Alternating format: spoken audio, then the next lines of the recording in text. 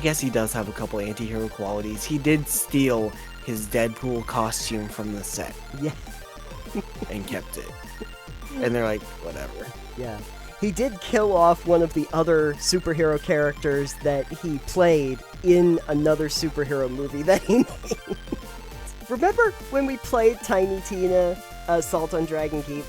And there's that whole... I don't want to remember that. That's that whole thing with Ellie's armor where it's like... I don't want to remember that. Okay, do you want me to wear, like, the actual practical armor or the bikini armor? And you just get to make a choice about which one Ellie's gonna wear. Yeah. My brain hurts. I know that I'm playing a detective, but that doesn't mean I personally am one. Oh god, I don't know what jelly beans are supposed to go in to what stuffed animals. I can't.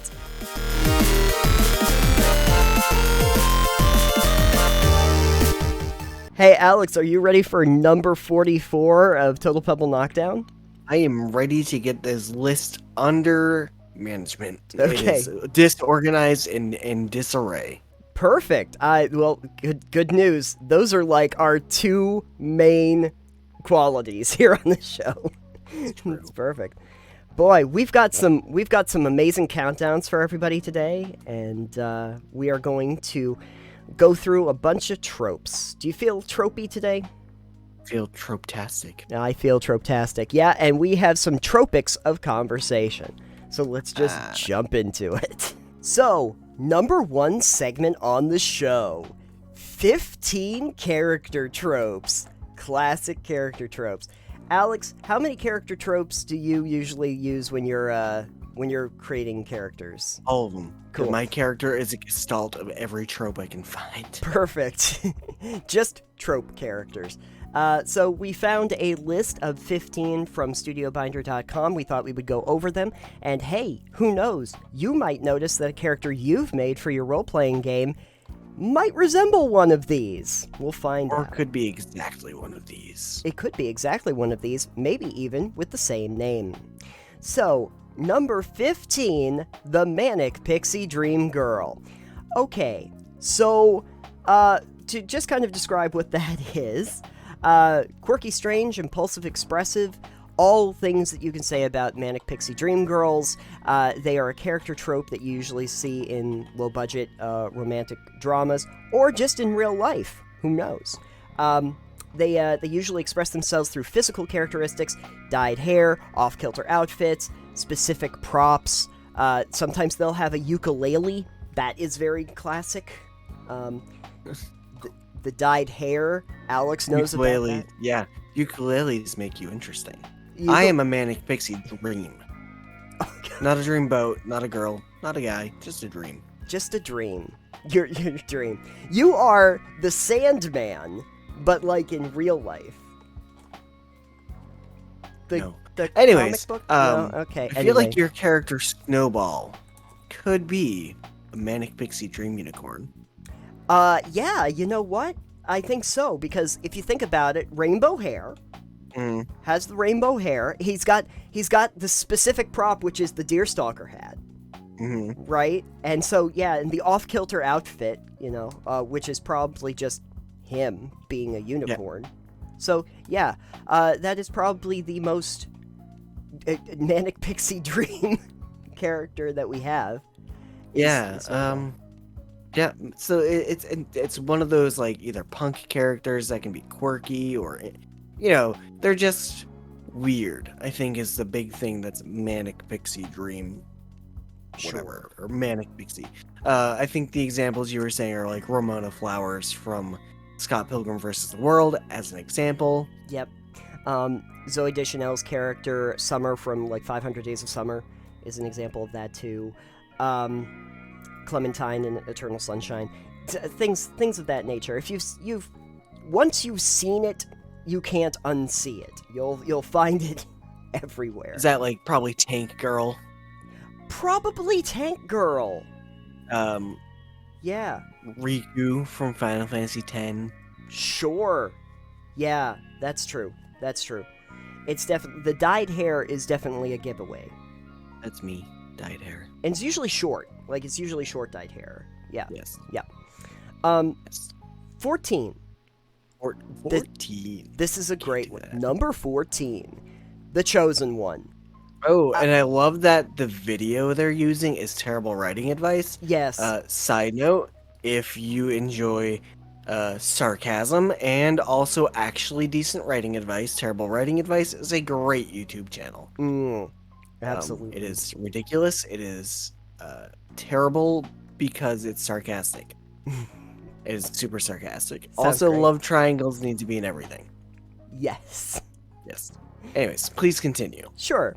I don't even know if I really have to explain Chosen One, but You do, okay, fine. This is but you need to explain it by being Obi-Wan. Sorry. Okay. You were the chosen one, Anakin. You were supposed to save the Force, not destroy it. Save the Jedi Order. You were my brother, Anakin. And then you came back and you weren't that great. So one of the most contrived tropes of all time, a child of prophecy who is the only person capable of saving the world from impending doom. And of course, examples include Anakin Skywalker, Harry Potter, and Azor Ahai from Game of Thrones, which, yes, would be the, the Lord of Light or whatever that was supposed to come back and save everybody, and then kind of got dropped by the end of the entire series, so that worked out well. Like that, another example they use is the Lego Movie. Yeah. The chosen one character, it says the chosen one character trope can be subverted to expert effect. Yeah. Like it was in Blade Runner 2049 and the Lego Movie. Yes. The Lego Movie, I don't know if you've seen that. Oh, yes, I have. I've seen it a bunch of times. But yeah, Emmett was very much so useless for the first 3 quarters. And then it's like, oh, okay, no, you're actually really, really great. You just had to unlock your potential. Yeah, exactly. And become the master builder. Yeah, and then become the chosen one. Yeah. I don't think I've ever made a character in a game that was the chosen one. But playing like video game RPGs, oftentimes. Oh, all the time. You are a chosen one. Like Skyrim, for instance, you yeah. are the Dragonborn. Yep, you are. And really, you are like a lead character in a lot of things, but I don't necessarily think that, like, maybe the courier in New Vegas would really count as that.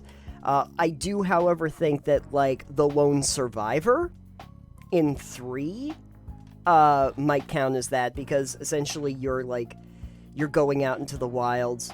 You're the one person that can actually go out. I think that's as much child of prophecy as much as child of happenstance.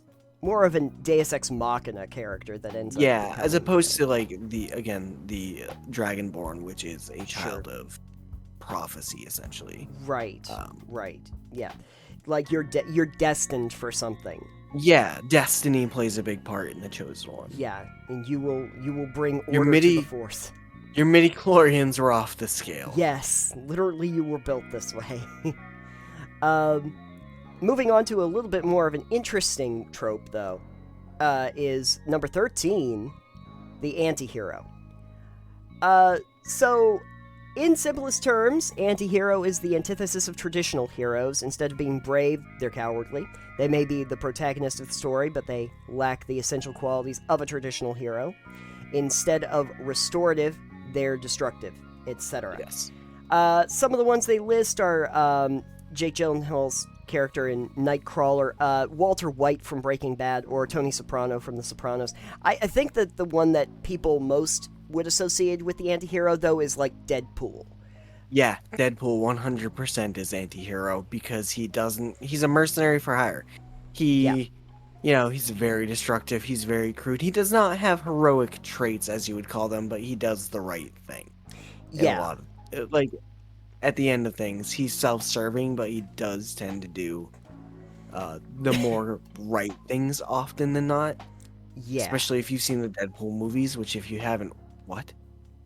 Yeah, I've seen him. Yeah. Not you. I'm talking to the listener. Talking like, what are you even doing with your life if you haven't watched? Go see Deadpool, unless you don't like that kind of humor, or Ryan Reynolds, but you should. Who doesn't like Ryan Reynolds? Jerks.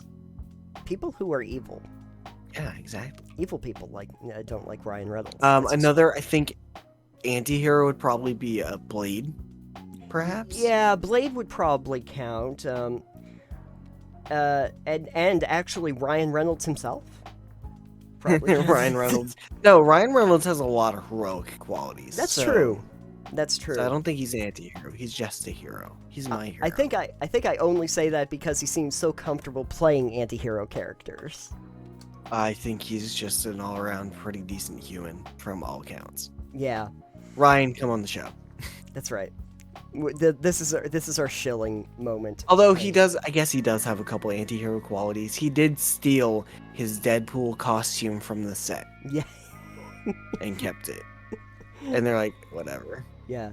He did kill off one of the other superhero characters that he played in another superhero movie that he made. So there's that. It's all good. It's good. But yeah, I'm pretty sure everyone knows what the anti-hero is at this point. It's just subversion of heroic qualities. Sure. Basically assuming that your character is gonna do the thing that might be essentially heroic, but at the same time is done in the completely opposite way of what you would think the heroic option would be. Here's an interesting one. Would you consider Shrek an anti-hero? Yeah. I think we could make a case that Shrek is the anti-hero. I mean, in some ways, more of a reluctant hero than anything else. Like, I guess, yeah, that might be it. 'Cause- reluctant hero. Yeah. He does have he has a good heart. He's a little selfish. Because like when Shrek becomes like the hero of the story, he does pretty traditionally heroic things. Sure. But he doesn't really he didn't set out to be a hero. Okay, that's fair. Reluctant hero. Then. Yeah, the reluctant hero. Who knows, maybe that's on this list. We'll find out. Number 12. The dumb jock. 12. The dumb jock. So basically, anytime you want to play a barbarian. Yeah, I was gonna give that as an example. Barbarian dumb, he smashed. Exactly. I noticed that they put like Troy from Community into the thumbnail, but then also like Steve Holt from Arrested Development, and of course like the actual jocks from Revenge of the Nerds would be like in this thing. One of the simplest types of character tropes at its core. Two things: you're stupid and you're good at sports. That's it. That's pretty much it. So basically, you're super athletic, all physical, nothing going on up top. That's pretty much it. All brawn, no brain. All brawn, no brain. And you know what? I kind of understand why people might want to play a character like that, honestly, because, one, just fun. And number two, real simple. Like it. Yeah, pretty simple, but you can do a fair amount. Like, especially as role playing goes, it's like, oh, I don't understand this, so I'm going to break it or smash it or do things that, a smart character might be like, oh, I'm going to investigate it, and a dumb character might be like, this frustrates me, I'm going to break it. Yeah, exactly. I've seen enough examples of that, like in like RPGs, of people playing that, whereas it's like, I get the nuance and the fun that goes along with it. Like, it's just kind of a fun idea too. Like when somebody has this heady puzzle, or you come up against a wizard or a lich or something, and you're just kind of like, can I just smack it with a sword? It's like, maybe. Can I smack the puzzle with a sword?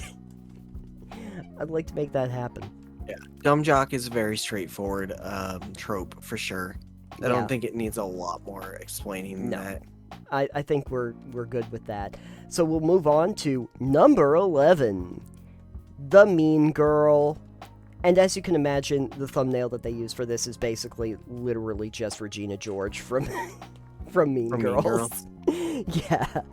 And honestly, probably don't even need to give any more examples, because Rachel McAdam from Mean Girls is pretty much the archetype here.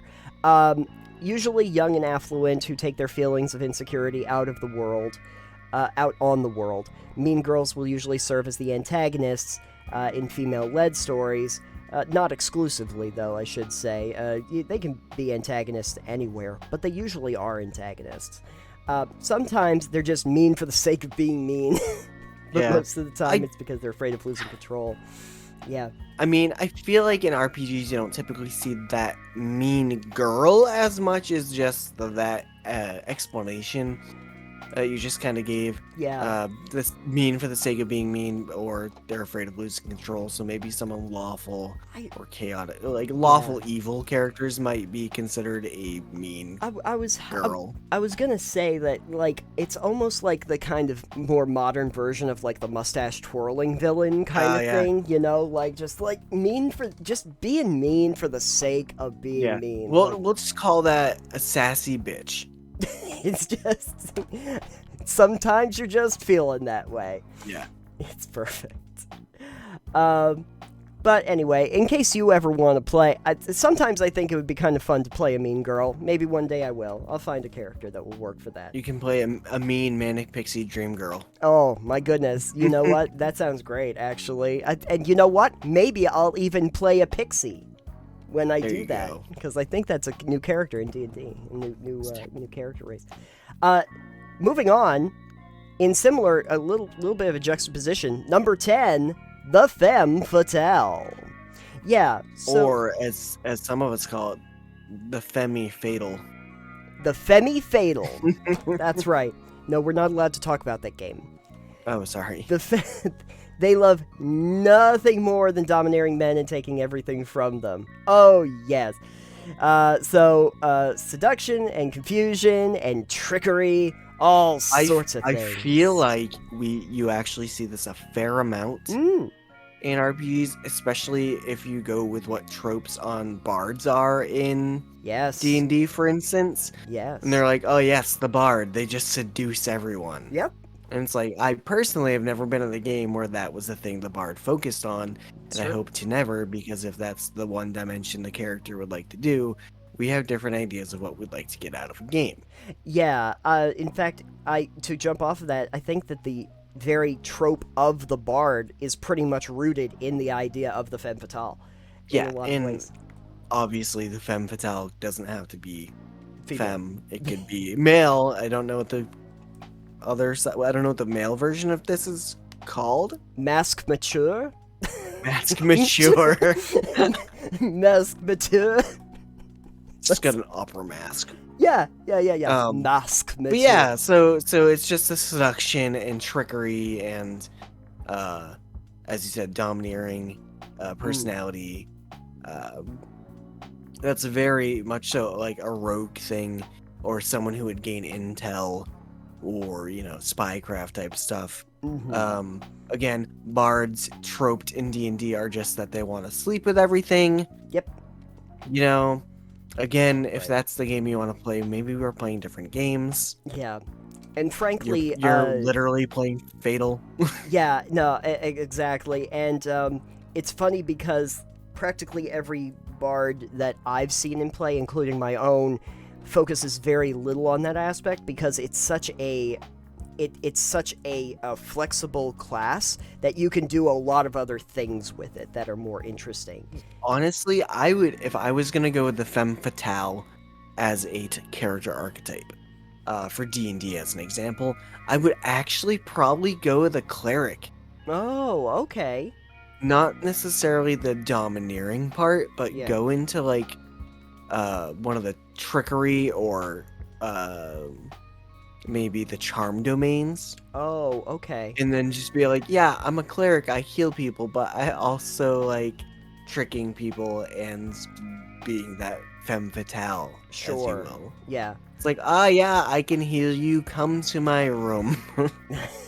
And now I've gotten information out of you. Right. My thought process was actually rogues and maybe like arcane tricksters or something like that. That would be rogues definitely, especially if you're going down like the assassin route. Oh yeah, might be that type of character. That's true. Yeah, masterminds might work for that too, or thieves for archetypes. Hey, we're getting into double digits though. So, number 9. I mean single digits. Single digits. Number 9, the sidekick. All right, I don't even know if we need to explain this.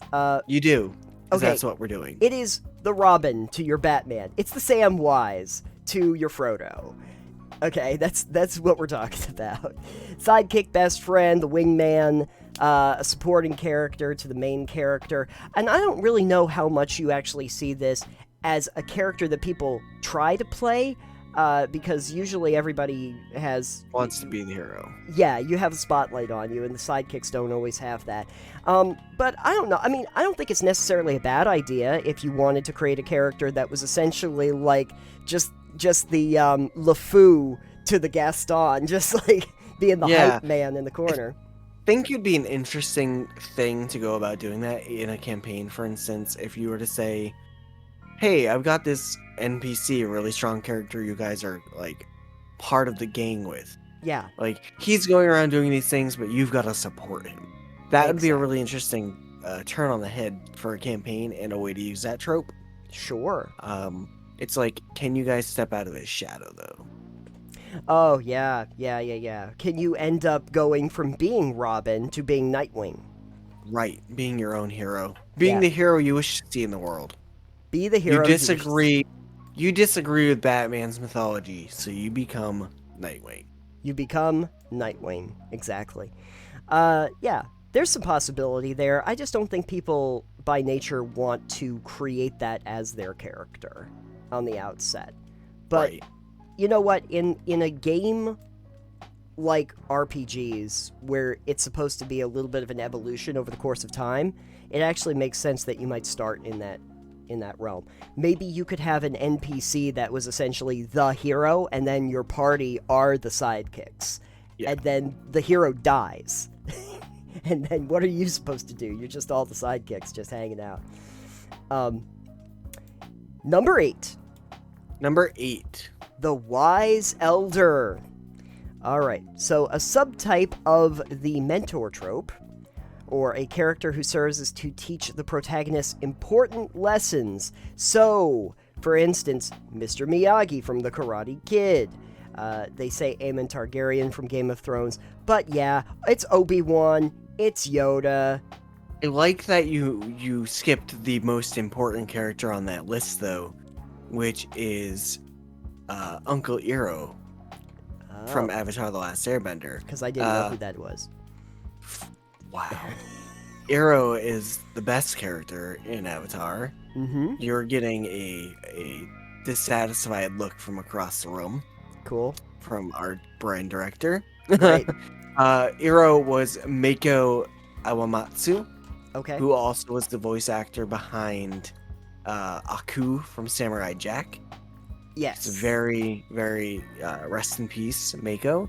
He passed away several years ago. Mm-hmm. But Iroh is a great character, and you're gonna get yelled at now. Perfect. This takes on the they mention as like Carl Jung's description of the wise old man archetype. Wise old man too, or just the old man, is one of those archetypes that you see in like Commedia dell'arte. Which it also has like a bunch of very static tropes that they use to create comedies as well. Oh, I was apparently getting a dissatisfied look for mispronouncing his name. I assume it's Iroh? Fuck. Edit the whole thing. Sorry, I didn't watch enough Avatar to remember that. We're going live. You gotta own it. You gotta own it now. Sorry. It's the way it is. Alright. Okay, this is a classic that has kind of fallen out of favor in a lot of ways. And for good reason. But number 7 on our list, the Damsel in Distress. Now, typically how this rears its head in RPGs is, oh no! The damsel got stolen from the castles, and we have to go save them. In popular movies, you would see it as like Princess Leia from the original Star Wars, Buttercup from Princess Bride. They have Anne Darrow listed, favorite. Princess Fiona from Shrek. Yes, Princess Fiona from Shrek. Why is everything coming back to Shrek today? Everything is Shrek. The sidekick was Donkey. Fine, we'll just, you know what? Screw it. The rest of these, we're just using examples from Shrek. Perfect. We'll just This is the running theme for the segment. It's just You can Shrek. just have the thumbnail with Shrek, very like crazy Shrek eyes. It's all ogre now. Shrek, all ogre now. Shrek intensifies from the side. Shrek intensifies from the side. Donkey. Just say that 100 times. Just use footage from that old Shrek game from the N64. Anyway. Yeah, so basically I go on an epic quest because I have to save the damsel in distress, and I don't really know if it's even, like, we've turned that on its head a lot as just, like, anybody who seems to be helpless that you need to go and help and save for reasons that might be varied, but yeah, usually young and beautiful and rich and being held hostage by an antagonist force. You know, it's the old classic since we had our mustache twirling villain tying the damsel in distress to the railroad tracks, and then the cowboy has to come up and say, tips the fedora or whatever, and just like, it's okay, ma'am, I'm here to save you. That's a Stetson. Yes. On a cowboy, mind you. Tipping the fedora is something you would get in Jason Anarchy's game, The Neckbeard. Yes, exactly. It's tipping the fedora. A whole other trope in itself. Yes. Yes. I think, though, that the reason why you don't see it so much is it's gotten kind of cliche, and it also seems really lazy as far as a writing device, that the characters all have to go to just save somebody who is trapped now. Oh, no. The dragon in Shrek was the damsel in distress. That's true. That's true. And Donkey was not only the sidekick, but the femme fatale. There you go. We're making this work. Who knew that everything you could learn about tropes you could learn from Shrek? Perfect. Yeah, I don't think that people would typically design their character to be the character that's in distress, because that would be a very boring campaign for you. Just like hold up in a Maybe jail you just cell. don't know you're in distress. That's true. Oh, your whole campaign is figuring out how you can save yourself, because you don't know if anybody's coming to save you. So you have Why to did be all these in bandits come attacking my party? Yeah. Oh, they think I'm in distress. They're trying to save me. Why would she be with these weirdos in this party? We have to save her. Hey, you know what? You could probably make a character out of that. That's an interesting campaign if you wanted to turn it into. I think I like that idea. Yeah, that'd be fun. That'd be fun. No, we're trying. It's the escort mission that went terribly, terribly wrong. And then everybody decided you must not. It turns out that all of those people that were trying to attack the person you're escorting were actually trying to save the person you're escorting, because you seem terrible as people. You're murder hobos. Why would you want anyone to be around you? It's true. True. All right. This is a fun one. Number 6. The neurotic type. So, let me see if I can explain that to you. So, this is the nervous, possibly disheveled character that's unafraid to speak their minds. Usually a little bit more intelligent than characters around them. So, like George Costanza in Seinfeld, or Monica Geller from Friends, are a couple of the examples that they give. I like the other example, which is Woody Allen in most Just of his films. all of the Woody Allen characters in all Woody Allen films, basically. Yeah. It's just, or his stand-in, or basically Larry David in literally everything. It's basically it. It's pretty good. Pretty good. So they want to be in control of every situation. They have a lust for rigidity, as they say here, that seems innocuous. Other characters often take umbrage with them.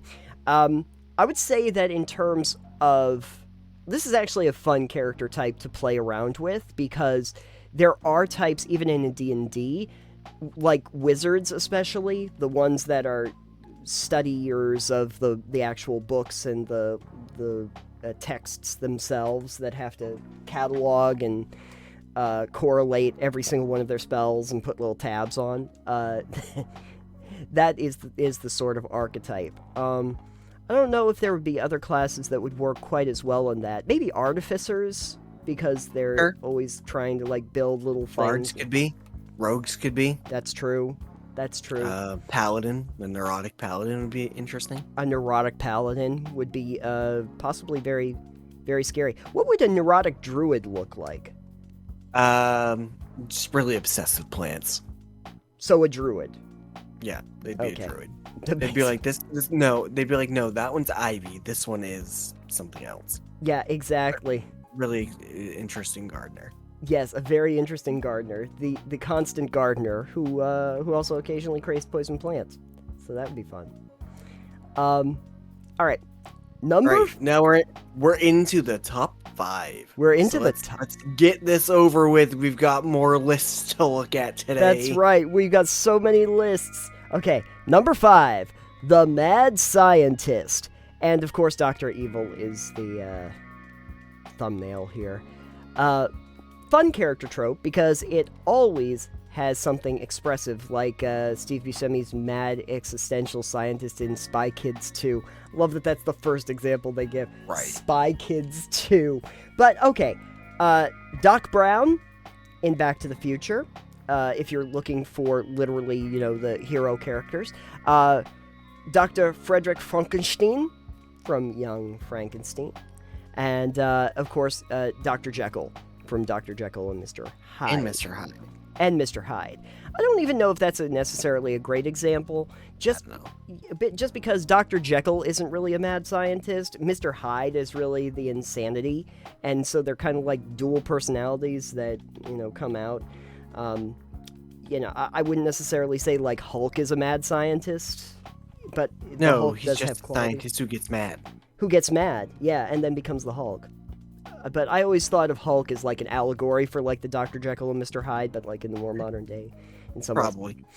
But I think Doc Brown is the interesting one here because Doc Brown is definitely, maybe not even a sidekick character, but kind of the hero of the Back to the Future series in a lot of ways, and is definitely like the mad scientist, always trying to figure out these brilliant contraptions that you can use to do seemingly the impossible. Another one that's a great example of a mad scientist, emphasis on the mad, would probably be Rick Sanchez from Rick and Morty. Oh, very much, yeah. Except he's also got the, I don't know which trope it is, but doesn't give a shit. Yes. Anti-hero? Not quite. He doesn't quite have heroic. I mean, he doesn't really do the heroic thing at all. There's an episode where he does the hero thing, but he's very reluctant. Yeah. And not give a shit. It's a great episode though, actually. So maybe anti-hero, but definitely mad scientist. Definitely mad scientist. Okay. So we got that down, and that's always a fun one to play around with. I would actually say artificers if we're talking about D&D. They're mad scientists by nature. For sure. Most of the time. Some wizards as well. Oh yeah, wizards definitely would be, especially certain archetypes too. I would say like necromancers. You could actually play as like a mad scientist. Yes, I'm making flesh golems. Yeah, you're making flesh golems, or you're building an army for like doing a modern rendition of a chorus line, but you need but you don't have enough people. You need the backup dancers. You need backup dancers. So yeah. you raise the entire town cemetery. Why is he always hanging out at the cemetery? Oh, well, it's just one singular sensation isn't right unless you have at least 10 skeletons in the background. It just doesn't sound right. And then you can do them bones. Anyway, number 4, the smart girl. The example that they give right away is obviously Lisa Simpson from The Simpsons, or Velma from Scooby-Doo, or Katie, who's also the lead character in Mean Girls. But intelligence over beauty. Some that are both. What? No. Wow. So typically costumed with glasses, prudish outfits, old school haircuts, but at some time they might get a makeover. Oh no! It's the she's all that of it. In the end, most smart girl tropes return to their original self when they discover that the other side wasn't as great as they thought it would be. Right. So, again, in similar fashion to like neurotic types or mad scientists, I think that this is another aspect that you would want to play up, especially with something like spellcasters or inventors in RPGs. I don't know how much fun it is to play that character. Who knows? Could I just be a cat? I'd like to be a smart cat. You already play a smart unicorn. I do. I play a smart unicorn, but Snowball knows that he's fabulous. Yeah. I think the next trope ties into that pretty well as well. Oh, yes, it does, which is probably why we should talk about them at the same time. Which is number 3, the geek or nerd or I don't know, or dork. Maybe we could just put dork in there too. Whatever term you want to use. But okay, Napoleon Dynamite, Steve Urkel. I don't know that I would call Napoleon Dynamite a geek or a nerd. As much as socially awkward. Socially awkward. Yeah, that's true. Sheldon Cooper might be considered a geek from Big Bang Theory. Oh yes, I see. We have geeks tend to wear strange outfits to stand out. They're usually shorter and ganglier. I think Steve Urkel's probably the best example that I can see right away. Thank you for that. Always love Urkelbot. Never gonna forget. Common misconception about geeks and nerds is that they're always smart. Classically, geeks were clueless about things that would help them get ahead. Nowadays, geek trope characters are often rewarded with success simply for being geeks.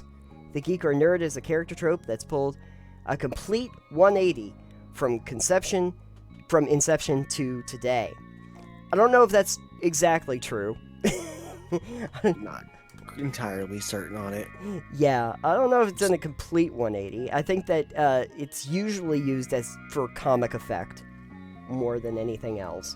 Yeah. But I would say that a lot of things that are in nerd culture, as we used to think of it, have become a lot more mainstream, and that might be the reason why we're looking at it in that example.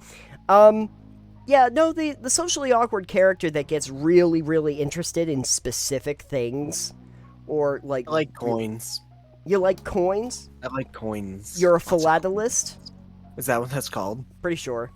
I would know. I don't really care about coins. Oh, yeah, I feel like that's probably, like, in RPGs, like, tabletop, at least, not one most of us would necessarily go with if we're playing them, because we're probably already considered geeks or nerds. That's true. So it's not really a type it'd be easy, probably, but like it's probably not the character type we're gonna go with. No.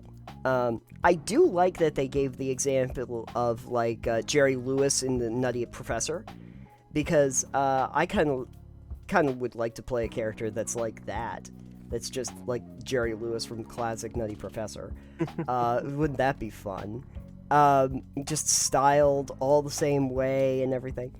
But yeah, I think if anything, the smart girl, i.e. the geek nerd class, probably like for me, Dr. McFly. Well, no, Dr. McFly was a mad invention, was a mad scientist. So. Technically a weird scientist, but he was pretty mad. Yeah, I've never built a character specifically like this, nor would I have a thought process to do so. But who knows? It could be fun. I think I would want to style that character, though, as, like, a person out of time. Like, if they were from the 80s and it was, like, a Shadowrun game in the modern day or something. Oh, there you go. Yeah, but they still wear the 80s clothing and everything and roll around on roller skates. There you go. That'd be fun. Alright. Number 2. The Bad Boy. Boy, I feel like there's actually probably a lot of characters that worked with this. So, Bad Boy trope is a male character, traditionally, I suppose, who acts rude but is coveted by women who expect they'll be treated differently. Bad boys are typically anti-authority, self-motivated, strong, silent types. So, Marlon Brando in The Wild One, James Dean, well, they say in Rebel Without a Cause, but pretty much everything. and then John Bender from The Breakfast Club, which was Judd Nelson's character. Yeah. Even though played by John Bender, apparently. No, Judd Nelson, the actor who played John Bender. Oh, thanks. Whatever. Thanks for playing the game. Thanks. I don't care. I, however, think that the weird examples are like they're showing in the thumbnail here. They got James Bond over here. Mm-hmm. And then they got the Joker on the other side. Yeah, Mark Hamill's Joker, too. Mark Hamill's Joker, yeah. And I have to tell you, that's a spectrum right there. Yeah. Yeah, I mean, do you think that would have to do something a little bit with alignment? Would you have to play like an evil character in order to be a bad boy? I think you just have to be a dick. Oh, okay. I could understand characters that are like that. In the Joker's case, incredibly abusive. Abusive, insane, and probably homicidal. Yeah, a little bit of all that. Yeah, exactly. So, hey, if you want to play a character that's basically the murder hobo, I think that we found the bad boy in all of us. If you want to play a character no one else is gonna actually like, yeah, you make your bad guy the bad boy. Yes. All the peasants love him because he pushes them into the dirt harder. Right. Right. Like you encounter them as your antagonists. It's just like the tunnel snakes or whatever at the end. Like when you're a tunnel snake for life. And oh god. I don't want to do number 1. We've got to. It's on the list, Nathan. That's true. And you know what? Probably good to mention it anyway. But number 1 in the typical tropes, the token minority. These are interesting characters that are usually thrown into stories to kind of give more perspective, but sometimes it's just done in a very, what do I want to say? It's done without a lot of care for the characters themselves. And it's unfortunate that that's the case. But America Ferrera had dealt with a little bit of this, and she would have been like Ugly Betty, if you remember that. So they have started addressing this, at least in screenwriter rooms. And one of the ways that they do this is actually by making sure that the screenwriters themselves are more diverse so that they can actually give more representation for those characters. Yes. If you're coming at it from one perspective and then you're trying to tell other people's tales, it's a little bit more difficult. Yeah, I feel this in like role-playing games specifically might be a little harder to pull off. It's true. Depending on the game, depending on your players, and depending on the characters you have. Maybe you have like a dragonborn in a group of just humans. Right. Not quite the same thing. I guess you could say it's similar, but the main thing here is that it says that the token minority character usually has very little characterization. Yeah. And in role-playing games, it's all about characterization. So it's not someone you'd really play. I don't think it might be. It might be the NPC that you build, or you're playing that specifically to like build this character who is the token minority character to have just very little characterization, and maybe it's a journey to like become like actualized in a way that I guess yeah narratively important. Narratively important, yeah. In a place like D&D too, with the number of races that you can play too, I think that takes on a whole other aspect too about like, you know, having elvish communities or, you know, having dwarvish communities, and then you know, there's a fairy or there's a gnome that happens to live there.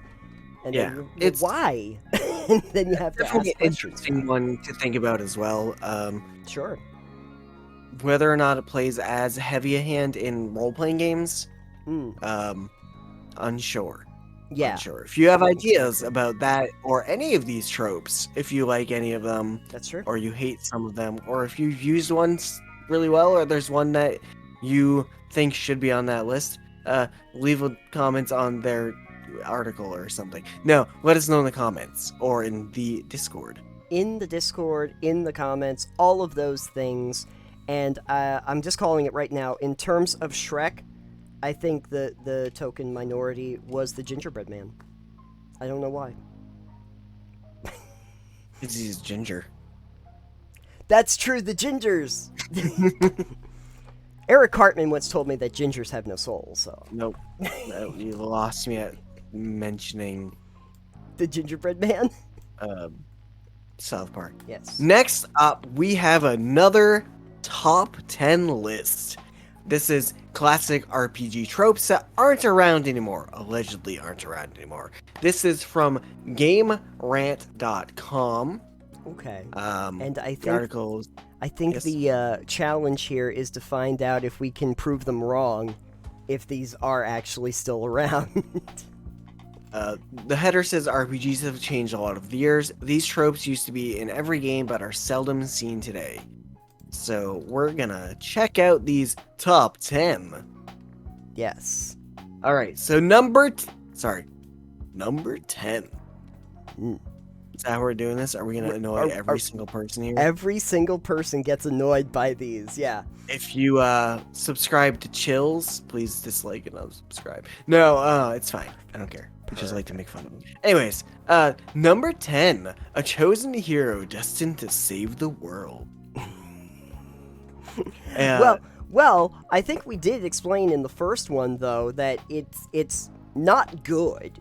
It's not a good trope. No, especially in like MMORPGs, it's terrible. Yes. It's like you're the chosen ones, along with these 10,000 other people just like you. Yeah, exactly.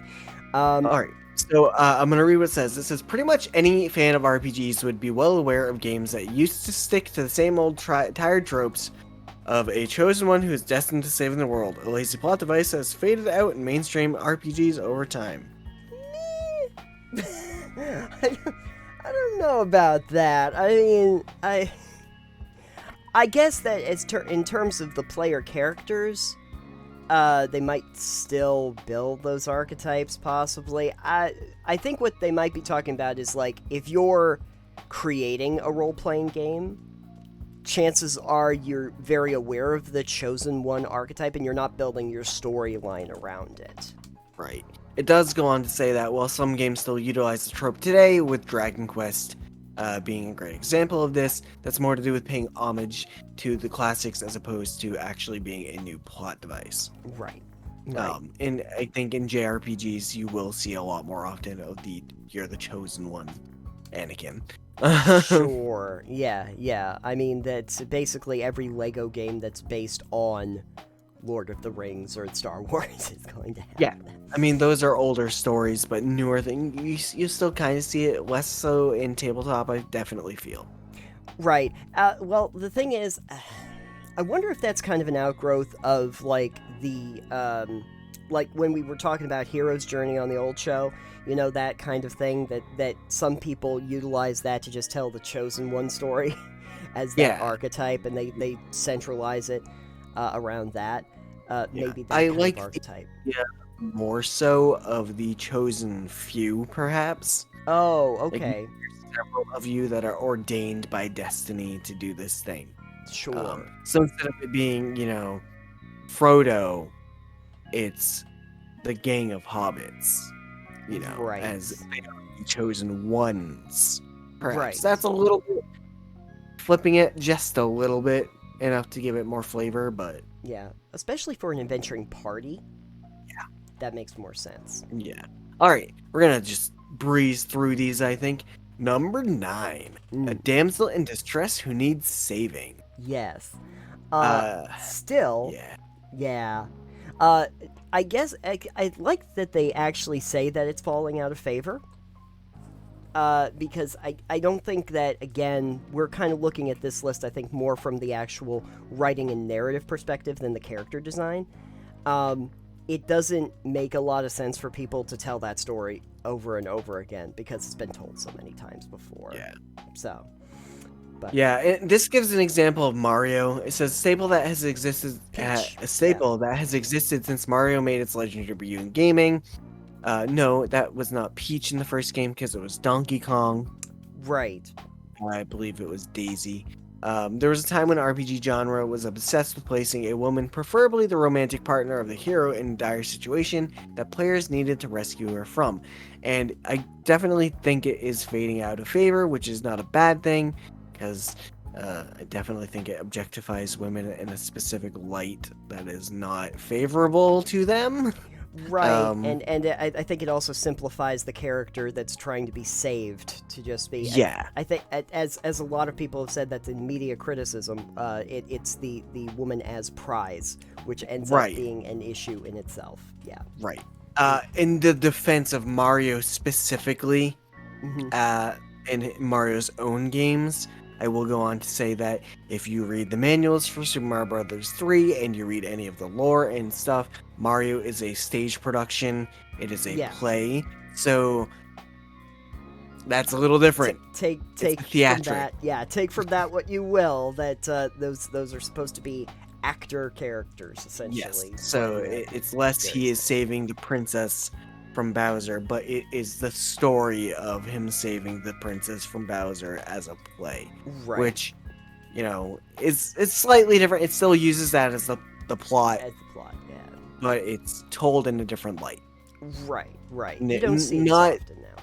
it's not as narratively, like the game doesn't go out of its way to tell you that, but all the lore and everything does. Like again, the intro to Super Mario Bros. 3, the screen starts with a curtain. Right. Yeah. You know, They always do. Yeah. That's kind of. and everything, and they're all called stages. So That's true. makes sense. And when you get to like Paper Mario, all the battles literally take place on a stage. Yeah. Yep. Paper Mario underrated. I haven't played it. I've seen it. It looks great. All Thousand right. Year Door, very good. Yeah. Yes. Moving along. Number 8. I was gonna say 8 out of 10 because that's how it's listed. I don't know why you list a thing as in I don't know. fractions. It's weird. All right, number 8, a classic high fantasy setting. And I'll read this Mhm. first for what it says. Okay. It says, there was a time when the concept of role playing was reserved for high fantasy worlds that were brimming with powerful magic, mythological creatures, and everything else along the same lines. However, as RPGs developed, they broke free from the chains of high fantasy and nestled themselves comfortably in a host of other popular settings as well. So, the thing about it is that while I will say it makes sense what they're talking about with getting out of that as a trope, it definitely is still there. Yeah. I like D&D Dragon is Age? a high. Well, yeah, Dragon Age. Yeah. Yeah. No, Dragon Age Um, is a high fantasy setting. Yeah. I was gonna say, is it low fantasy? But there is magic. No, so there's magic. Yeah, there's magic. But yeah, no, D&D, the 800-pound gorilla of tabletop games, is absolutely a high fantasy setting. I would say that, actually, even in video games, usually when they're doing fantasy settings, it usually has some measure of magic in it. So it's definitely still a prominent genre. I think that what the key here is that it has just morphed into a lot of other genres. So now you have, your like cosmic horror that comes with Cthulhu. You have your modern day fantasy that you have with like games like Shadowrun. Your post-apocalypse science fantasy games like Star Wars. Yeah. You have like your space operas essentially that come with that. Your futuristic kind of like Star Trek stuff, post-apocalypses like a Fallout. Yeah. Lots of different kinds of games that rooted out of it. But I wouldn't say it's dead. Or No, that it's definitely evolved. not. Like again, Elder Scrolls, high fantasy. Oh, 100%. definitely. Yeah, 100% high fantasy. Yeah. So yeah, high fantasy definitely still a huge thing in RPGs. Although the other genres of fantasy are really also interesting and definitely glad that we branched out. Yes. Yeah, because we found so many more interesting stories and settings to talk about that are worth exploring. So.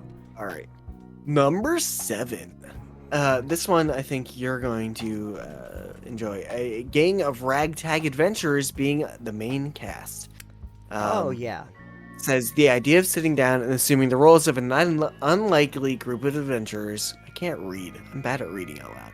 Anyways, adventurers who fight against a greater evil was something commonly associated with role-playing games that is still present in modern times, albeit in a more muted context. Sure. Says people now actually have motives and reasons if they ever roam around with a group in modern RPGs, a contextualization that is very much welcome when it comes to enjoying the story of these games. Sure. Yeah, this is one of those, this is one of those ideas that I think, at some point we'll talk a little bit more about an idea I had about, like, how do characters even meet? Or why are they even adventuring together? That's a whole other topic. Yeah, we'll get into that. But I'm trying to think of some of the examples of what it's looked like in games, and then I started to think to myself that in a lot of ways it's kind of a lot of games. Or yeah, so in the example picture they have there is Final Fantasy X. You've played some of the other Final Fantasies. Again, you're kind of a ragtag gang of friends. Seven's probably a good version of that too, because they're essentially they're essentially eco-terrorists in 7. Yeah. And then I believe Dragon Age. I mean, you're a Grey Warden, but you collect a ragtag group of like Morrigan or Morgana, and then all the other characters that join your party always. Yeah. Good example of this, probably the best one I can think of off the top of my head, Mass Effect 2. Oh, yeah. The suicide mission, where you literally just go around and collect like 12 different characters that are just like the misfits of society that are going to go and basically probably not coming back from it. We're going on a suicide mission. A movie example is Suicide Squad. Yep, Suicide Squad is a good one for that. Mm-hmm. I think D&D and other RPGs for the tabletop definitely. A lot of times you're kind of like a gang of ragtag adventurers. Yeah. You're not necessarily like an outfitted mercenary group or something like official. You're usually like a group of friends or family, or whatever your bond is together. So one of the interesting things is, I don't know when this list was built, but I feel like the Dungeons and Dragons movie that got announced a month ago. Oh yeah, definitely. Is very much taking this archetype into account. I think it definitely still exists, especially in tabletop and RPGs. Yeah. All right, moving along. Number 6, highly impractical costumes. Now, this one is definitely more so video game oriented than tabletop. I mean, this list is definitely more so video game anyways. Yeah. I feel like you less often see it, but you don't as often see the visuals in tabletop as you do in, in video games. Yes. Especially these newer ones like Genshin Impact, stuff like that are just maybe not hyper-sexualized, but definitely sexualized. It's the bikini armor. Yeah. Yeah, it's... Remember when we played Tiny Tina Assault on Dragon Keep? And there's whole... I don't want to remember that. That's that whole thing with Ellie's armor where it's like... I don't want to remember that. Okay, do you want me to wear, like, the actual practical armor or the bikini armor? And you just get to make a choice about which one Ellie's gonna wear. Yeah.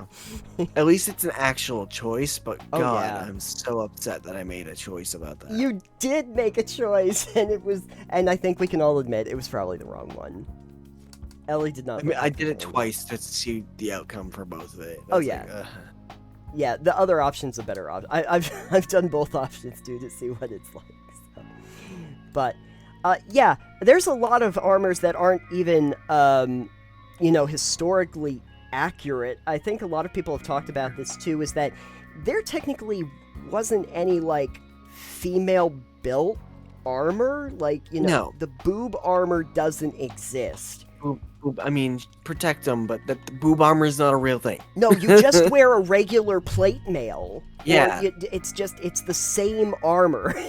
It was called a breastplate because it protects the breast, but it wasn't because it has boobs on it. Exactly. No, nobody built the armor that way. You just put on the breastplate. It all gets under there. Don't worry. It'll all fit under there one way or another. The cat just rolled out of the box on camera. Great. The box is also impractical The armor. loaf just disappeared. The cardboard No. box is unpractical View armor. count down. Yes. View count down. Let me fix that really quick and we can get on to number 5.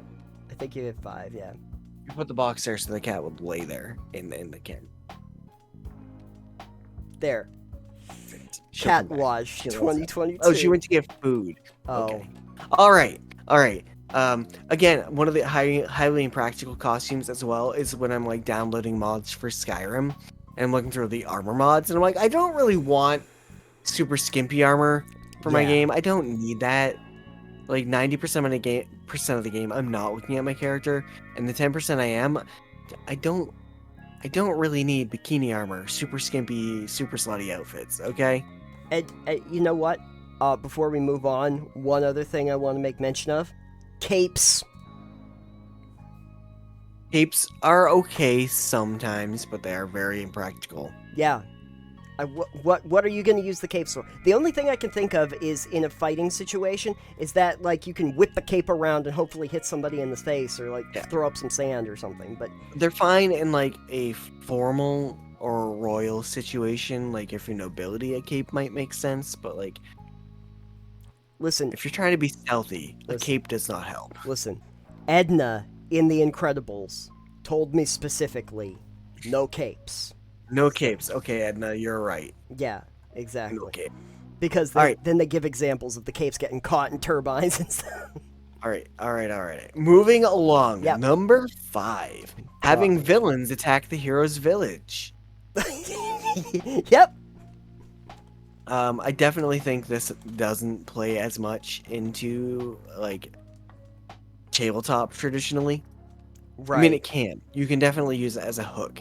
Like, Sure. oh, the big bad guy burnt down your town. Now Yeah. you seek vengeance. And that does happen occasionally, but it's not. There's so many varied ways to tell stories in tabletop that you don't really see something that happens all the time like that, I don't think. Sure. Yeah. But yeah, says another common trope used in classic RPGs that helps establish a motive for the hero while simultaneously cementing the role of the antagonist. The act of burning the hero's village down is a rather simple way to drive forward the plot. Actually, Neverwinter Nights did this. Right. It did. It did. Interesting. Yeah, attacked by Githyanki or Githzera, I can't remember which. And Something Gith based. something Gith. Yeah. Exactly. All those D&D games based around Gith. I don't understand. I was. I mean, I do. I was playing recently. I was playing Trek to Yomi for a little bit, and in that game, it really does start with like a bunch of bandits coming and burning down the town. So they I'd still prefer use- burning down the inn that you're staying in Yeah, specifically the inn. while I think, you're in it. Yeah, I think what you see a lot more as like the story hook is like the enemy, like the big bad guy coming and like killing your dad. Or Yeah, your another one mom, like that. or your puppy if you're John Wick. I'm like, the big bad guy killed my dog. Now you've got to die. That if you've never seen John Wick, literally they come and they kill his puppy, and then like everyone must die. And Yeah, like, I actually haven't seen John Wick. and for 3 movies, the story unfolds that pretty much results from that. So there's something to be said.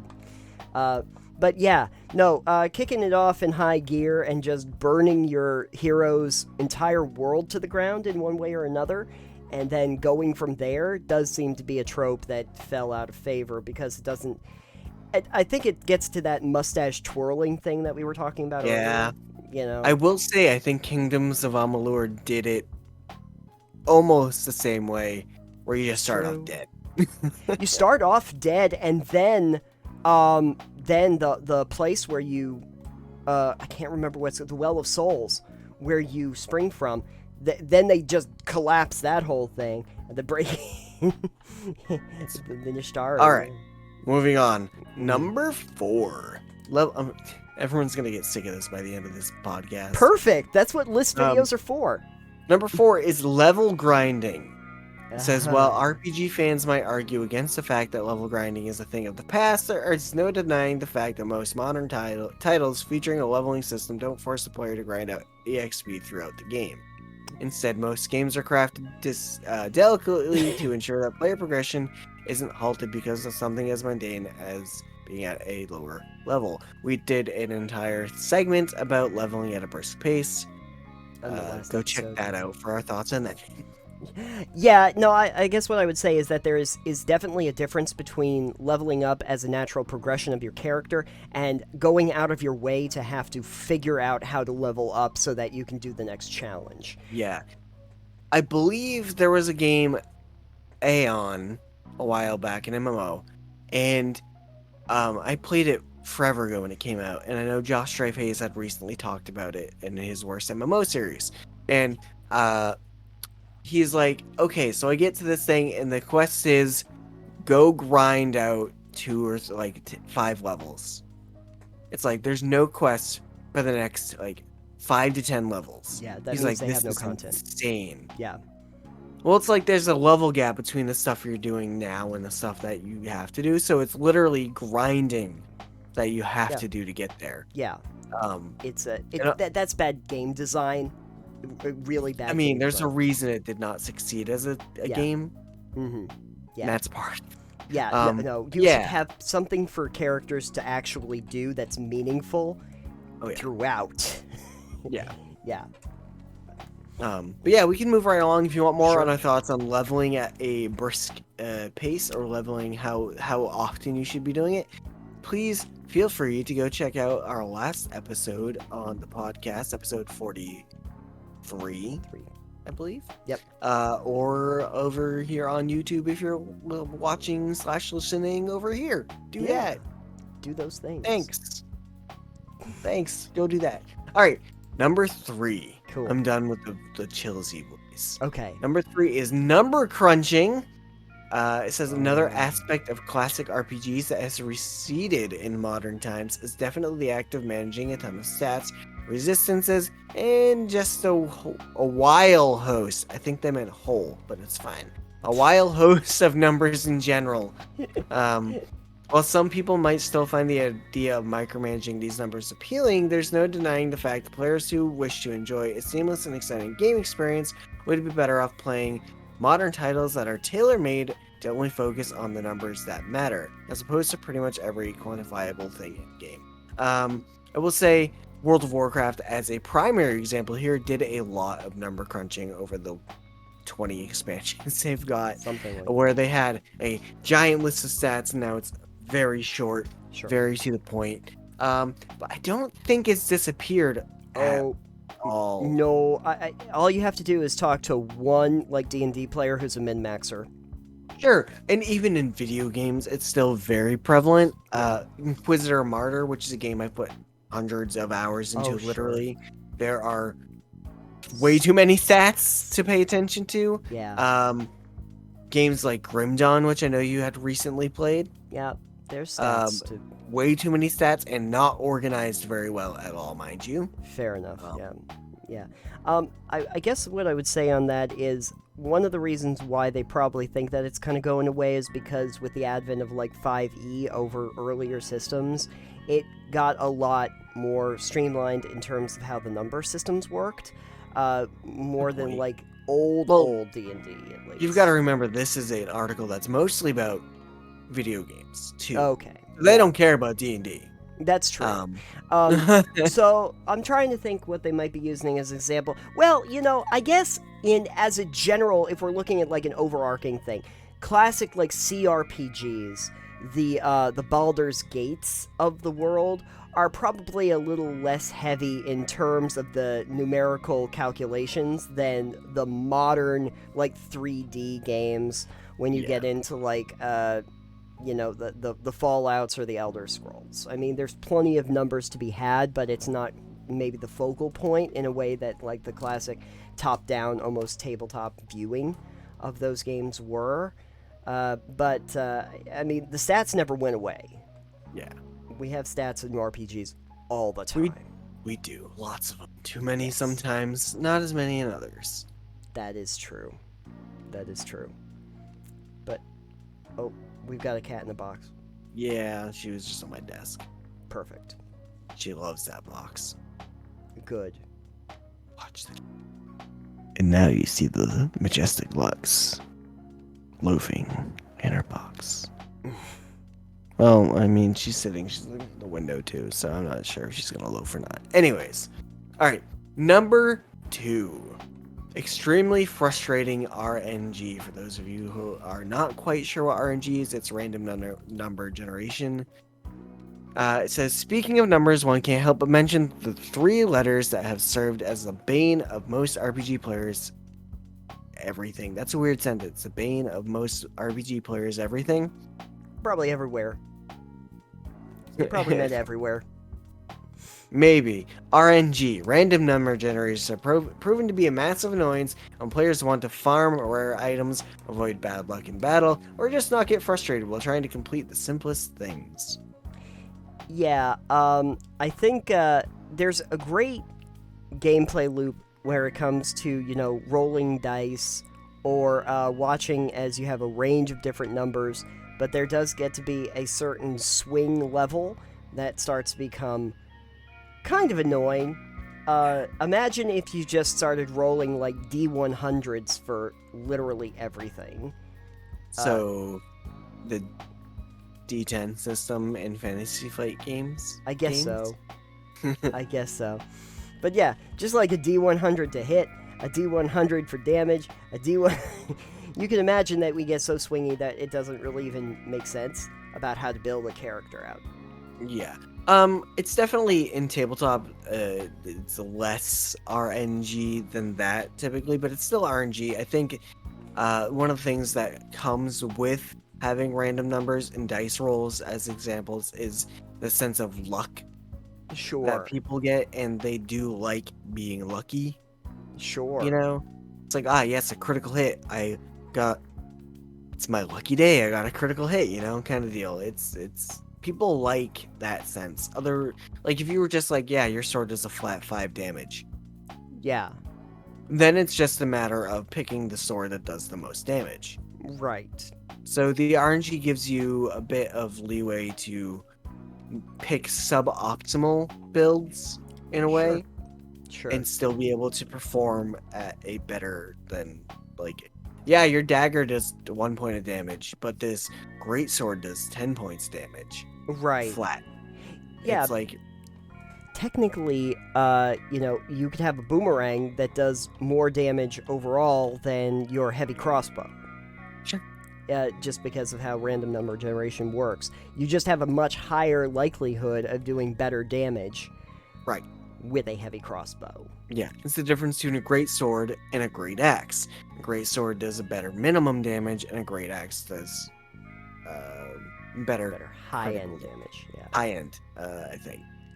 Yeah, I think it's the difference between like a 10 and a 12 for your die, I want to say. I think they're both from 1 to 12, but like a great sword does a minimum of 2, and a great axe does the same damage. So it's like it's a 2d6 dice roll. Yeah, okay. 2d6 versus d12. Anyways.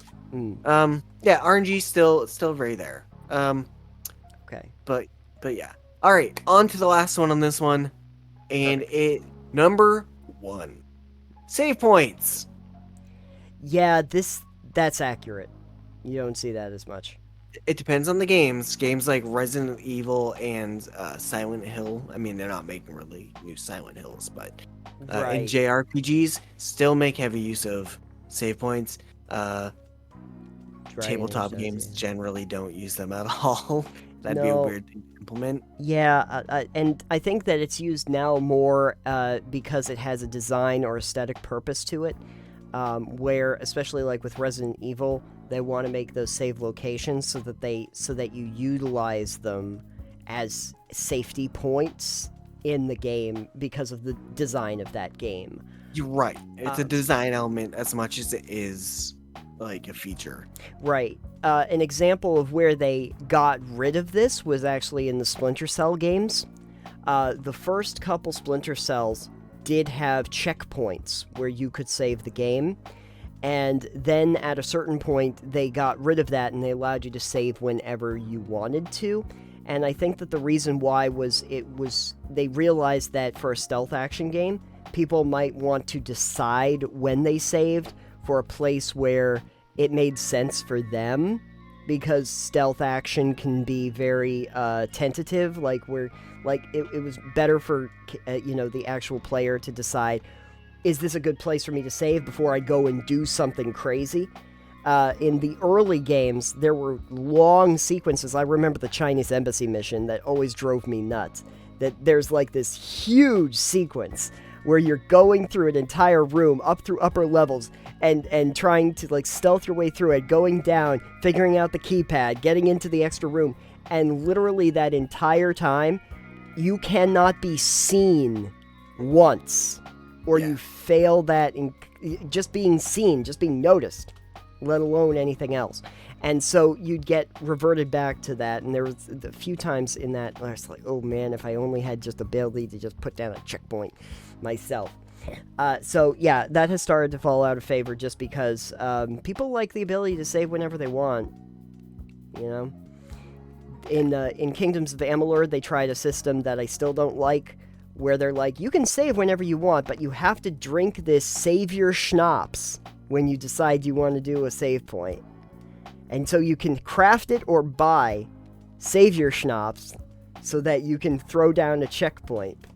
In Kingdoms of Amalur Reckoning? No, Kingdom Come Deliverance. You said Amalur. Sorry, they're so similar in name. They even have the subtitles. I was like, I don't think so. Yeah. They even have subtitles, that's fair. They even have the subtitles. It's Reckoning and then, Deliverance. So a lot of these still around. Yeah. A lot of these may not fit with tabletop, like save points, Sure. as much. But in video games, a lot of these still exist for especially certain genres. I think they're super like genre specific for some of them. Couldn't you imagine if there were save points in D&D? Yes, I would use it for time shenanigans. Yeah, just put them in taverns. Just the tavern You is... must tavern. Yes. Excellent. If you can think of an actual RPG trope that is no longer around, that the list didn't cover, let us know, because I'm sure that there are ones that... I can, but this is for patrons only when I say this. Oh, goody. And that is rolling for anal circumference. That's true. That's true. So Well, please don't leave that in the full episode. I'm gonna leave the part where you say, please don't leave this in the episode, but they'll have no idea what it is. Great, perfect. There you go. Number 3 on our lists is another list. And Perfect. this is gonna be fun. 6 classic role-playing tropes that aren't actually fun. Thank you to mythcreants.com for this lovely article. I think that this is lovely. We're going to go over some tropes that you probably don't like. Tell me if you've encountered these. Lists. Yeah, That's a trope I don't like. I don't like lists. Well, then you're going to hate this segment because I we're hate doing this one more. whole thing. We hate Oh, this no, it's episode. fine. Number 44 in TPK, the last one. Okay, so, all right. No, that needs to be episode 404. 404. That's right. Okay, this list actually counts up in numbers, unlike the last ones. So Great. just We're keep that. counting up. We'll Yeah. do it backwards then. Sure. Anyway, so the first one, fighting Number a rust monster. Okay. Without a doubt, I'll explain it. Okay. Without a doubt, the rust monster is in the running for most well-known D&D beastie. It's a fan favorite, turning metal into bits of oxidized scrap with the greatest of ease. Players remember their first encounter with a rust monster, and for good reason. It might be the only time the full plate wearing fighter tries to hide behind the squishy wizard. While DMs cackle at the thought of unleashing this corrosive beast upon players, we often forget what the game is like for the fighter in question. They're suddenly trapped in an adventure without their armor, weapons, or both. D&D is a game that assumes the PC always has access to their basic gear. Without that, warrior classes lose their primary means of interacting with the setting. There's more here, but I'll just read the last paragraph that's kind of important. If we want destroying a PC's gear to be fun, it has to be built into the game, not tacked on, as in most systems. If it takes 3 attacks to bring down the rust monster, it should take the rust monster at least 3 hits to destroy a vital piece of gear. Alternately, there could be more for the fighter to do with than hit things with their sword. In systems like Burning Wheel, a fighter with no weapon still has a bunch of useful skills to fall back on. So, rust monsters, Alex, have you ever encountered those? I don't remember if I've ever encountered one. I enjoy rust monsters. I think they're great. I think they're neat. But I also think that throwing a party that is ill-equipped and ill-formed to deal with a rust monster is not a good idea. It's similar to you guys going up against a group of lycanthropes, not knowing how to deal with lycanthropes and having no way to deal with lycanthropes. And having no gear that really works for it, yeah. Exactly. So, like, if you want to throw in rust monsters into your campaign, as a DM, maybe you go, there's been, like, an issue with a really hungry, ravenous, like, family of rust monsters in the area. Like, nothing metal is safe. These things, like, they're not evil. They are neutral monsters. They're not evil. They don't have an agenda. They just really love eating metal. Yeah. It's like, maybe the mine has been overrun with rust monsters. Can you clear them out? Yeah. So then it's like, okay, well, now we have to plan. How do we deal with rust monsters? All right, well, we're changing out our leather, our full plate, which, again, most characters don't have full plate for a very long time. But you're changing out your plate armor for, leather or padded, and you're changing out your metal sword for, like, a sturdy wooden one, or a stick, or maybe a hammer that's made with stone. Yeah. So, like, if it's something like that, it can be interesting. Yeah. But throwing a rust monster in there just to say, haha, fuck your armor, fuck your weapons, kind of a dick move. Right. I am realizing this is like the one monster where Geralt is completely screwed because neither one of his swords, the silver or the it'll steel, eat precious metal too. It will eat both of them, right. Here's how you get around a rust monster. Play a monk. Party of druids. You could do druids. I was going to say play a monk if you're a martial class. That too. Just punch it. Just punch the rust monster. I mean, they can. I mean, players often want to try to have rust monster companions. Oh, yeah. Well, they're good to have on your side. Definitely. That's how they eat the golden chalice at the king's palace. That's right. Or metal golems. Or constructs. Yeah. I'd be really worried if I was playing like a Warforged or the new Auto Gnomes, and you come across a rust monster that could just eat you. No. All right. Number 2. Running out of supplies. Most role-playing systems still expect players to keep track of their food and ammunition, to say nothing about light sources. Theoretically, they do this because it would be fun to run out of arrows in the middle of a demon-infested swamp. While that might be good for a good story to tell your grandkids, it's no fun when it actually happens. So this goes back to, like, survival mechanics when we talked about that. Another example of why MMOs have really gotten rid of ammo requirements in their games. Weapons is because, well, they don't want you to be useless. So, like, while I think it is good for especially arrows, like, do I want you guys to make, as your DM in D&D, do I want you guys to make sure you have your equipment? Yes. Yes. Do I want you to keep track of every single arrow?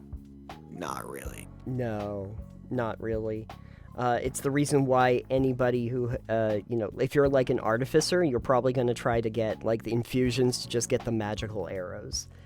I mean, stuff like that. If it were to come down to like, yeah, you can only carry 10 arrows on you, it'd be like, all right, cool, I'm just going to do melee.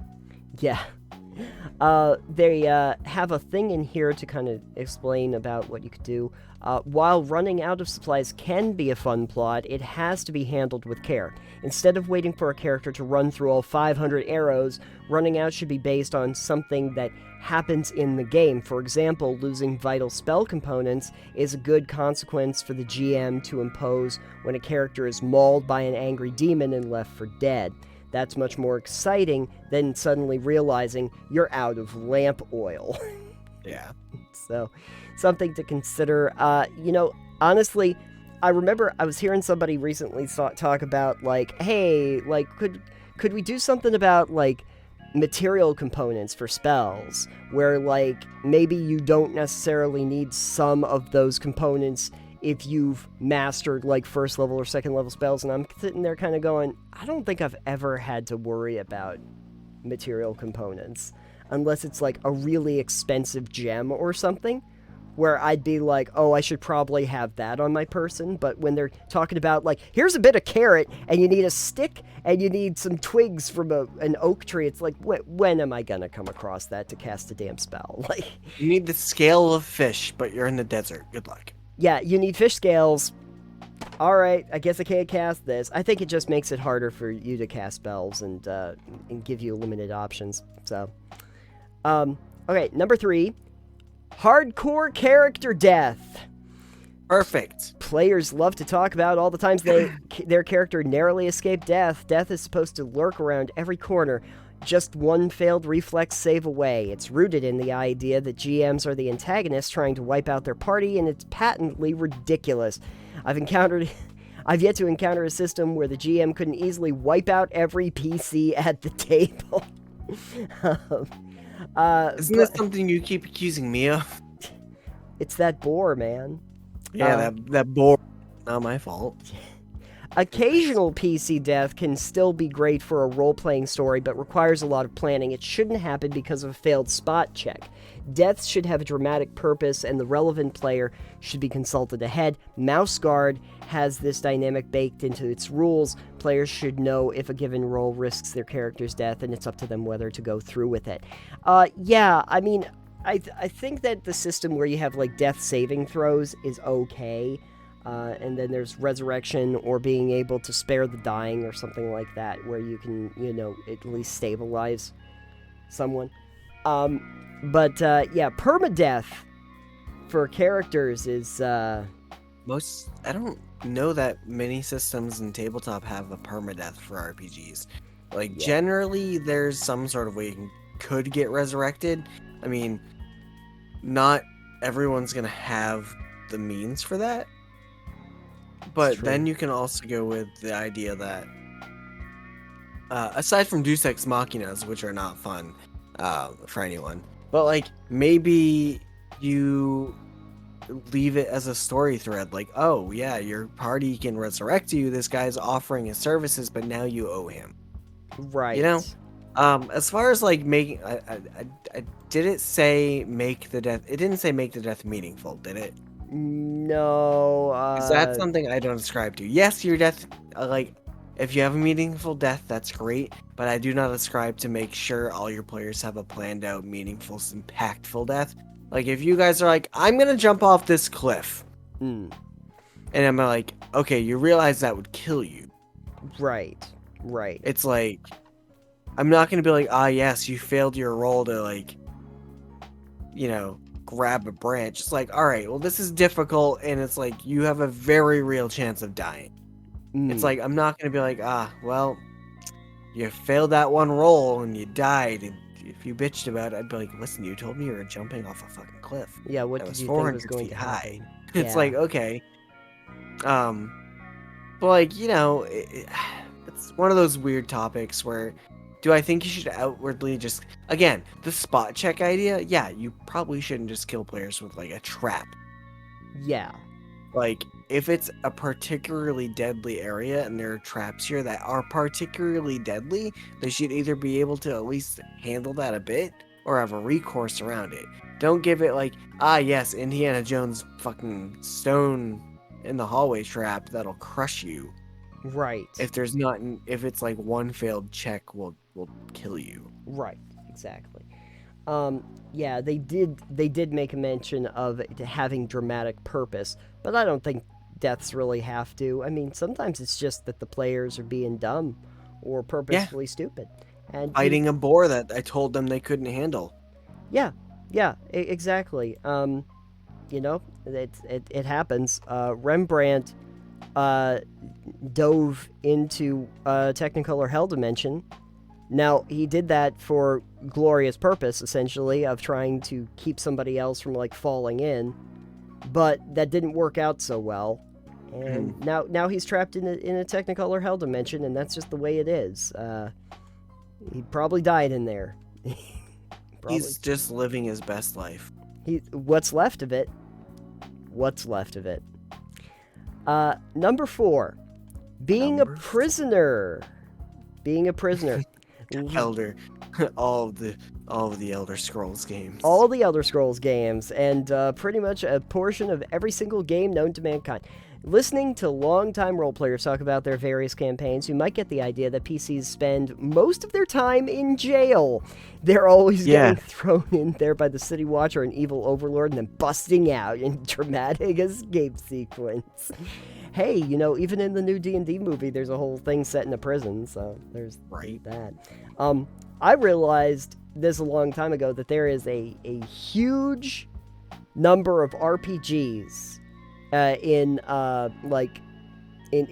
video games, especially, where at some point you are going to end up captured, all your gear is going to get taken away from you, and then you have to break out and recover your gear. Yeah, that happens to me as Hephaestus. Yes. And the thing about capturing a druid that knows how to shapeshift is you really can't. Exactly. Yeah. But there is a sequence just off the top of my head in KOTOR. You're captured by Darth Malak, and then all of your characters are thrown into a jail cell without their clothes or gear, and you have to recover it. In Deus Ex, there's a part where you get captured by what ends up being like the Knight Templar, and then you have to escape from the cell, and you have to recover your gear. Fable, Jack of Hearts, or Jack of all trades. He captures you, throws you into a jail cell. You spend like years and years being tortured, and then you have to get out and recover all your gear. It's kind of a thing that happens a lot, and of course, yes, every Elder Scrolls game pretty much starts you there. They say the natural solution is to immediately give them a chance to escape, but that comes with its own problems. Prisons are designed to keep people in. If they aren't formidable, it will damage the credibility of your setting. Why would the villains keep throwing PCs in jail that are too flimsy to hold them? To make the plot happen, I guess, but... Instead, imprisoning PCs should be rare. When it does happen, you can either time jump forward or you can plan something fun while the PC is in jail. The first option is easier, but it means you have to figure out what any PCs on the outside did with their time. Planning a prison-based adventure requires a lot more work, but it can be very rewarding, especially if the PCs are being imprisoned by someone plot relevant. Big bad evil guy put you into a prison. Now figure out how to get out of the prison. Right. That's what you're going to do. But I think that it just smacks to the idea that there's just a lot of downtime by nature if you're in prison. So maybe don't do that quite so much. Instead of you all meet in a tavern, you all meet in a prison. How much fun would that be? Hey, it would be more meaningful. Yeah, it would be more meaningful. It would explain how you all ended up as a venturing party. I guess there's that. Okay. Number 5. Personally solving a mystery. I have a riddle for you. What's less fun than trying to solve a GM's mystery story without any hints? Trick question, nothing's less fun than that. We'd all love to think our mental facilities are up to the task of figuring out whatever the GM throws at us, but in truth, role-playing games aren't a great medium for figuring out a mystery. I've had a few cases where I was playing games and there was obviously like a logic puzzle. I remember James even threw out some logic puzzles for me, and I was like, I have no idea what I'm supposed to do now. Right. I just don't. My brain hurts. I know that I'm playing a detective, but that doesn't mean I personally am one. Oh god, I don't know what jelly beans are supposed to go in to what stuffed animals. I can't. The opposite problem can happen too. Sometimes players are a bit too clever and they figure out the mystery 10 minutes into the session. To keep this from happening, GMs should plan for players to use their character's abilities rather than their own brain power. For anything else, that this would be obvious, but if we don't expect role players to defeat cyborg ninjas in personal combat, why do we expect them to solve mysteries? Let them roll their skills to interpret what clues mean and give hints. Lots of hints. Do you tend to give your players, when you're building a world itself, do you tend to like make a lot of like logic puzzles for them to figure out? Personally? Yeah. No. I mean, logic puzzles aren't part of the world per se. Yeah. I'd rather have interesting things. Sure. That have, like, in this one case, that we had the ruins strewn throughout the forest. Sure. The arches, and it's like, these aren't logic puzzles. There's not a puzzle to be solved here. There's writing that isn't decipherable, but you cannot solve it. Right. So instead it was more so that here's a set of conditions that if met, something will happen, but it's not like something you're going to figure out by investigating it. It's something you're just going to, if you try this. Sure. You know? Sure.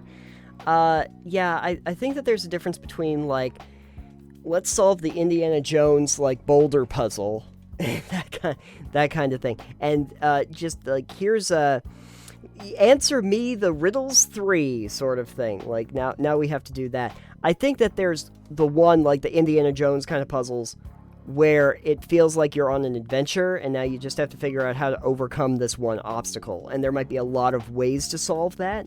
But then there are these logic puzzles where there's one specific answer as to how you solve it, and if you don't come up with that, too damn bad, you're going to be stuck here until you actually do that. So, try not to do that. I think one of the things people like about RPGs is being able to, like, work on, you know, otherworldly ways to problem solve and, like, working your problem. It's what you see in a lot of immersive sims and obviously in a lot of tabletop, and people just enjoy being able to try and work it out as a problem that they can solve. And the final one on our list, the final one for the day, completely freeform character creation. Okay, so freedom is often used as a synonym for good when discussing role-playing games, and it's easy to see why. Many role-players spend their formative years in the restrictive clutches of D&D, a game that does not care what you want to do. A fighter will always be a fighter, a wizard will always be a wizard. Trying to make a wizard anything else who can also fight just results in multi-class mess. So, for those who are looking at such restrictive environments, a system that offers no restrictions seems like a great idea. They imagine all the wonderful characters they could create. Enter systems like 7th Sea and Shadowrun. These games give the player a bunch of points and tell them to go nuts. Spend them however you like. Color outside the lines. Anything goes. In practice, it leads to disaster. The problem with absolute freedom in character generation is twofold. One, it's very difficult to balance. While every system is vulnerable to some level of power gaming, it gets worse the more freedom is allowed. In Shadowrun, certain combinations of cybernetic implants will make your character into an unstoppable death machine right out of character creation. Two, absolute freedom means you can make a character that is unplayable. In 7th Sea, it's easy to imagine that your heavily muscled brawler wouldn't need a high level of finesse. However, because of how math works, having a low finesse is a path to ruin for fighting characters because they can't hit anything without it. So, basically, the point here is that if you have really freeform character design, you will end up having... players will be kind of stupid about it, and they'll make characters that just either are really broken or will break them in the process. the final paragraph here is the key here is that freeform character creation isn't universally a bad thing, just that it can cause problems when applied without thought. Same is true for solving mysteries or fighting creatures that rust your armor. We can use these tropes to generate enjoyment in our game, but only if we examine them carefully. So, what do you think is a reasonable level of, like, enforced design, I guess I would say, of where... Enforced design? Yeah, where, like, you say, okay, here are, like, bare minimums of what the game is going to say your character has to have. Well, I think if you're having a minimum, it means, like, if you can't make it so that not putting any points in agility means you're never going to hit, for instance. Right. You know, you have to have a way to either make it so that it's still viable. So the core of the system needs to be doable no matter what. Right. And then you're just customizing to play how you want to play. Right. You I think about that just when... I think if, like, you could take your numbers and you could play around with them however you want, like if we took a D&D system, and you were like, oh, great, my strength is now 2, but my dexterity's 30. Like, yeah, we get into some trouble there, you know? Sure. Just because literally there are things like, well, not as much trouble if your dexterity was 2 and your strength was 30, because you could hit very hard, but you'd never hit at all, so... Yeah. And your initiative would suck. I mean, you'd still hit your dexterity isn't tied to how you hit in D&D. That's true, especially if it's strength-based, yeah. But I think, like, if you were to do something like freeform, you know, and you were to tie your bases to your level, then you still have a core that works regardless of what you pick. Right. Because otherwise you would end up with a caster, like a sorcerer or a bard, that says, I'm just going to put all of my points into charisma, raise it as high as I possibly can, and then everything else is like nothing, but that also makes you just nigh on unplayable as a character. You can't do anything but that one. It just means you're, like, hiding behind a steel cage. You're hiding behind a steel cage, but at the same time, no one will be able to hit your saving throw. You can't like throw off a lot of spell. Well, no, I guess charisma would be your saving throw mod. So, yeah, maybe that is good. I think that makes them too OP though. Maybe. But they're glass cannon. They're glass cannons. You have literally like 2 hit points, but so there you go. Some character tropes. Some tropes from role-playing games that aren't actually fun. And, I don't know. I guess the question I would have for anybody listening to this is, are any of those fun for you? Which one's your favorite? Which one do you hate? Which one do you hate? Probably hate? Rust Monsters. Probably Rust Monsters. Should D&D introduce a playable Rust Monster race? No. Yes. I want it. That would be... We already have weird-looking owlkin things. We have owlkin. We have the Thrykeen, if you haven't seen those yet, from Spelljammer. Just giant praying mantis telepaths. Dear. It's great. So this has been the list-tastic voyage of Total Pebble Knockdown. 3 lists down, only 500 lists to go. Oh, great. 500 more. This has been... This has been our trope-tastic list-tacular. Hope you've enjoyed it. I know we have! Don't forget to like and subscribe. Okay, anyway. Alex, if the folks out there wanted to see a list of all the previous episodes of Total Pebble Knockdown, where could they go? Don't know why they would at this point. But if they did, where could they go? If you would like to find more episodes of Total Pebble Knockdown, you can find us over at our website, totalpebbлекnockdown.com. Also, our brand director would like us to say, please subscribe so we can afford more boxes for our cat. We require additional cat boxes. Or reinforcement for this one. She kind of... That's right. Kind of flops out of it. Yes. If we get to 20 patrons, we will we'll make a much fancier box. Yeah, I'll get a reinforced box. It'll be made out of heavy-duty cardboard? Wood? I don't know. And we'll paint it. Maybe. It'll say bread on it. Yes. We'll paint it to say bread on it. We that's our patron goal. That's a new Yes. goal. We got to make sure New to put it goal. up on the site. All right. And hey, if you want to become one of those patrons that helps get the reinforced box, you can head over to our Patreon. We also have full video episodes of the show that come out before the initial episode, even in audio form. And you can also find all the additional stuff that gets left on the cutting room floor. Feel free to check us out on every podcast app known to mankind. If you are on Anchor, you can also leave a voice clip for us. We might even use it in the show.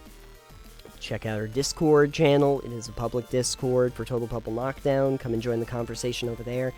And you can also find us on social media. I'm at Titanium. I am at EXP Limited, and the show is at Pebble Knockdown.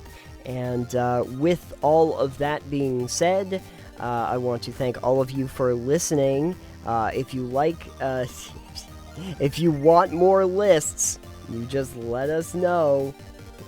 Send us lists, and we'll make fun of them or something. Send us a list, and then we will do a segment that's a list of lists.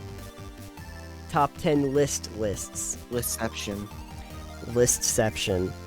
Until we get to Listception, thank you for joining us. I've been Casey Kasem, and he's been Chilsey. And Number 5. For best listening, please play this show at 6 times speed.